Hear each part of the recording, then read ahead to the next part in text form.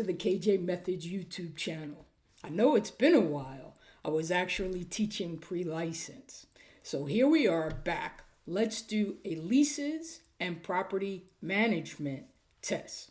But before we get started, don't forget to like, subscribe, and share this video to all who may be interested in learning how to pass that real estate exam on the very first try. Without further ado, let's get started. All right, the first question here is a tenant who wishes to transfer all of their rights and interest in a lease uses which of the following? And so we have an assignment, but only if the landlord approves it, an assignment if not prohibited by the lease, an assumption and the tenant becomes secondarily liable, or a sublease. So what is it if a tenant wants to transfer all of his rights and interest in a lease to someone else? Well, I would pick here, it's an assignment if it is not prohibited by the lease. If you remember, an assignment is going to be allowed as long as the lease does not specifically prohibit it. And so that's the reason why it's an assignment. Another buzzword for you here is all of their rights and interests. All of their rights. So when you're giving away all of your rights, it's an assignment. Next one, Baker leases a house to Robson for 10 years with a 5-year auto extension. Which of the following will automatically terminate the lease? So we're looking for what thing will automatically terminate the lease. Robson buys the house during the lease term. Baker takes a second mortgage out on the house. Baker gives the required notice to Robson to vacate the property. And during the initial term of the lease, Robson gives notice to Baker that he won't need the auto extension. So which one? The word here is automatically. Which one is going to automatically terminate the lease? Well, there are a lot of different things here that may terminate the lease, but it may take time. But automatically will definitively be if Robson buys that house. If you remember, that is called a merger. Once the tenant purchases the house from the landlord, there's no other lease. You can't lease it from yourself, essentially. Next one. Bob leases an apartment from Bill. 3 or 4 nights a week, neighbors have loud parties, and it's impossible for Bob to sleep. Bob has complained to Bill multiple times, but Bill is either incapable or unwilling to remedy the problem. Bob notifies Bill that he is leaving with no further obligation to pay rent, so he is claiming what? Equitable redemption, statutory redemption, actual eviction, or constructive eviction. What we're going to say here is that he is claiming constructive eviction. Don't forget that a constructive eviction is a tenant's claim. And so a tenant is essentially saying, don't forget that word constructive. You guys remember the KJ words from months ago? Constructive means it's like you're evicting me. It's not the real deal, but it's kind of like it's like you're evicting me. And so you are doing things to make it impossible for me to live here. And so that's why it would be constructive eviction. The next one. Jason decides to lease his apartment to his friend, June, while he spends the summer in London. He retains the right, that's a key word, to retake possession at a later date. The result of this transaction is what? Jason has assigned this lease to June, and she's now liable under the lease. June is a sublessee of Jason's and is not responsible to the landlord.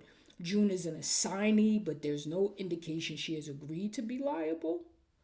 Or Jason is a sublessor, but no longer a lessee under the original lease. Gosh, that's a mouthful, right? So what do we know about this? We know that he gave up a right, but he retained a right. Right there, that means that it's going to be some sublease situation, not an assignment. So let's get rid of the assignment ones. Now we have the sublease situation. So June is a sublessee of Jason's. That is true. and she's not responsible, right? Because with assignments and with subleases, the thing that you want to most be careful about is who retains liability. And so in a sublease, that person who takes it over never has liability. And that's generally the answer you're looking for. Number 5, what estate is created when a tenant's lease has expired and he did not vacate as agreed? You guys should know this. This one is pure definition, and that would be an estate at sufferance, right? You're making the landlord suffer. You will not leave. Again, how important is vocabulary? It's very, very important for this state exam. Number 6, Malia has an apartment in Maya's building. Malia has 4 dogs that she does not do a good job of taking care of. The dogs often go to the bathroom on a newly installed carpet. Ew, before the lease expires, Maya has to come into the apartment to do a repair, and he sees that as well that there are several doors, all right, that are scratched up. Right, several doors that are scratched up. So Maya then sues Malia and claims what? Constructive eviction, waste, latches, breach of implied warranty. Okay, so hope you understand that this now is the landlord that is looking to evict the tenant. So it cannot be constructive eviction. The claim here would be waste. You are wasting my property. Waste is any time you are holding the property for someone else, right? And what you're essentially doing is diminishing the value. You could be doing it actively or you could be doing it negligently. That doesn't matter. But like you're holding someone else's property and you are doing things to make the value go down. And that essentially is what we have here.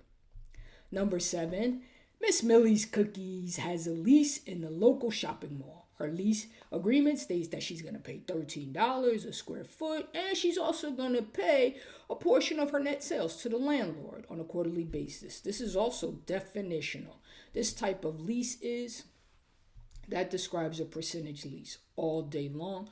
Most of the time we see it in shopping malls. You're going to pay a base rent and then you're going to pay a percentage of something. Gross sales, net sales, gross profit, net profit.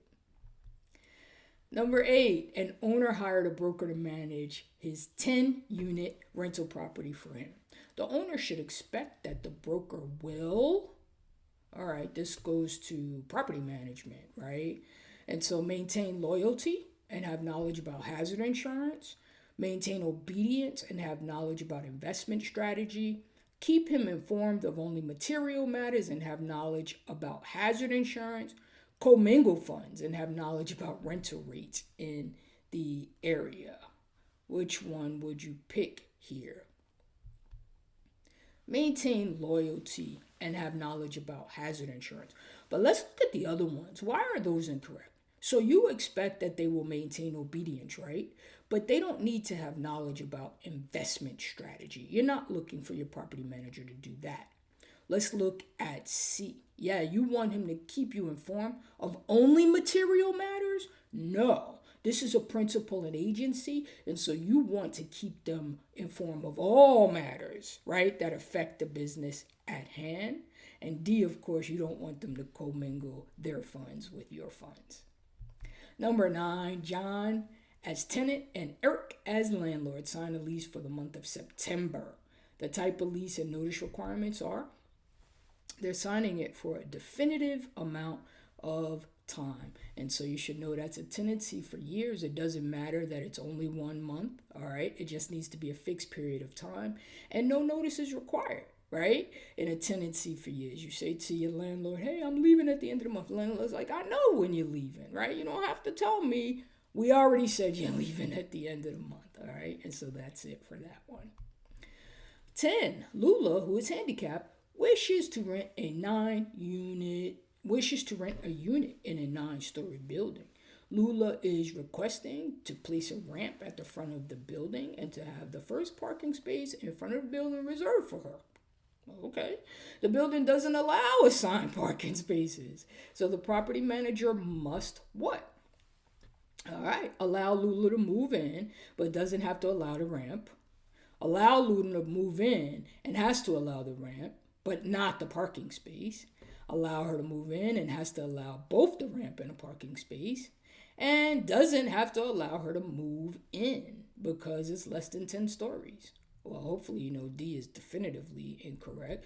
The answer would be that they would have to allow her to move in and allow both the ramp and the reserved parking space. If you remember, that is under handicap, under fair housing. We have certain rules, and this is a 9-story building, so it does not come under any of the fair housing exceptions that may be had if it was 4 stories or less. All right, well, that's it for today. The tests are not too huge with leasing and property management, but I just wanted to go over a couple of concepts with you, so hopefully you enjoyed that. Thank you so much for coming to the KJ Methods YouTube channel. Again, don't forget to like, subscribe, and share this video to all who may be interested in passing that real estate exam on the first try. See you next time.